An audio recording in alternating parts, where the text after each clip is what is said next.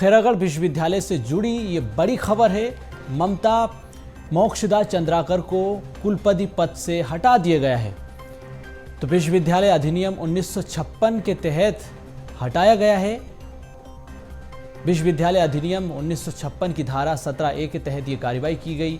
दुर्गा संभागायुक्त को कुलपति का अतिरिक्त प्रभार दिया गया है। साल 2020 में ममता चंद्राकर को कुलपति बनाया गया था, अब उन्हें हटा दिया गया है। तो इस वक्त की बड़ी खबर आपको बता दें, खैरागढ़ से, जहां पर विश्वविद्यालय से जुड़ी ये इस वक्त की बड़ी खबर है। ममता चंद्राकर को कुलपति बनाया गया था 2020 में, लेकिन अब उन्हें हटा दिया गया है।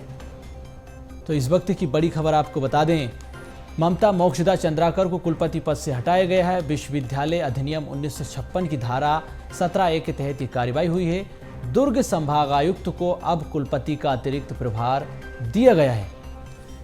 तो इस वक्त की बड़ी और अहम जानकारी खैरागढ़ विश्वविद्यालय से, जहां पर कुलपति को पद से हटा दिया गया, अब अतिरिक्त प्रभार दुर्ग संभागायुक्त को दिया गया है। दुर्ग संभागायुक्त अतिरिक्त प्रभार कुलपति का संभालेंगे।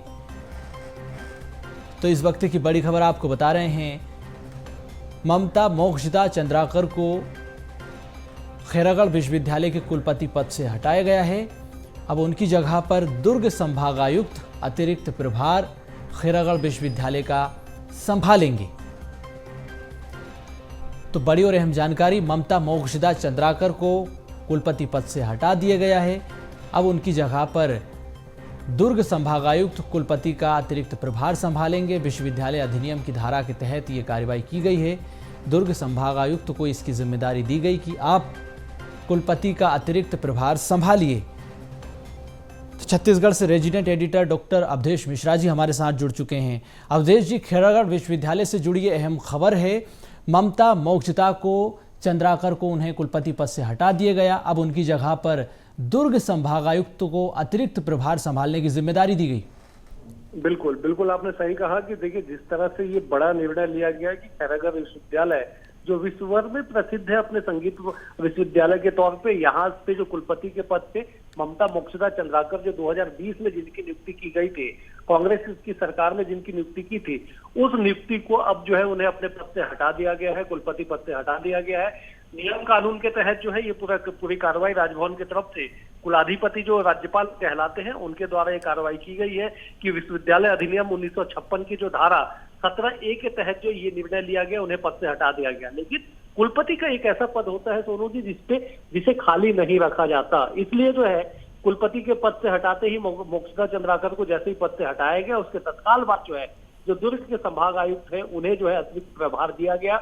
सरकार अब इस पे पैनल बनाएगी, राजभवन की तरफ से इस पर अधिसूचना जारी होगी। नई कुलपति की नियुक्ति को लेके पैनल बनाए जाएंगे, जो विषय विशेषज्ञ होंगे उनका पैनल तैयार होगा। वो फिर जब तय करेंगे उसके बाद विश्वविद्यालय में अगला कुलपति कौन होगा, इसकी नियुक्ति होगा, ये नाम तय होंगे। लेकिन इस वक्त की बड़ी खबर ये कि ममता चंद्राकर को, जो मोक्षदा चंद्राकर के नाम से शासकीय दस्तावेजों में जानी जाती है, उन्हें कुलपति के पद से हटा दिया गया है। बिल्कुल, तो सरकार अपनी जमावट में अब जुट चुकी है।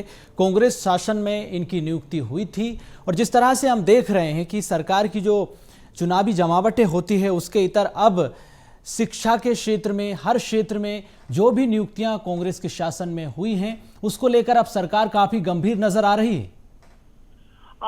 सोनू जी, देखिए, इस तर्क पे नहीं जोड़ा जाएगा कि सरकार अपनी जमावटों को मजबूत कर रही है। ये भी बिल्कुल नहीं कहा जाएगा कि सरकार कांग्रेस शासन में हुई नियुक्तियों को बदलना चाहती है। दरअसल इस पूरे मामले की जो जड़ है वो उसी विश्वविद्यालय के जो रिटायर्ड टीचर BR यादव थे, उनके द्वारा शिकायत की गई थी दस्तावेजों के साथ कि ममता चंद्राकर की जो नियुक्ति है वो असंवैधानिक है। वो अहर्ता उनके पास था नहीं, लेकिन उन्हें किसी कारण से जो है कुलपति बना दिया गया। तो उनकी शिकायतों पे लंबी जांच चली। जांच पड़ताल के बाद अंततः जो है ये निर्णय लिया गया कि ममता चंद्राकर को जब इस पद से हटाया जाए, और राजभवन की तरफ से पत्र जारी कर दिया गया, उन्हें जो है कुलपति के पद से हटा दिया गया है। तो पूरी जो शिकायतकर्ता जो BR यादव जो रिटायर्ड टीचर है वही विश्वविद्यालय के, उनके द्वारा शिकायत की गई थी। उनकी शिकायत को संज्ञान में लेते हुए अलग अलग स्तरों पे उन्होंने न केवल उच्च शिक्षा विभाग में बल्कि राजभवन जाके भी उन्होंने शिकायत की थी। तो तमाम शिकायतों को गंभीरता से शासन ने लिया, और अंततः ये निर्णय लिया गया कि ममता मोक्षदा चंद्राकर को कुलपति पद से हटा दिया गया। जी बिल्कुल, बहुत महत्वपूर्ण जानकारी आपने दी अवधेश जी। जिस तरह से शिकायत के बाद इस नियुक्ति को असंवैधानिक माना गया। यही वजह है कि उन्हें हटाया गया है। बहुत शुक्रिया तमाम जानकारी के लिए अवधेश जी आपका।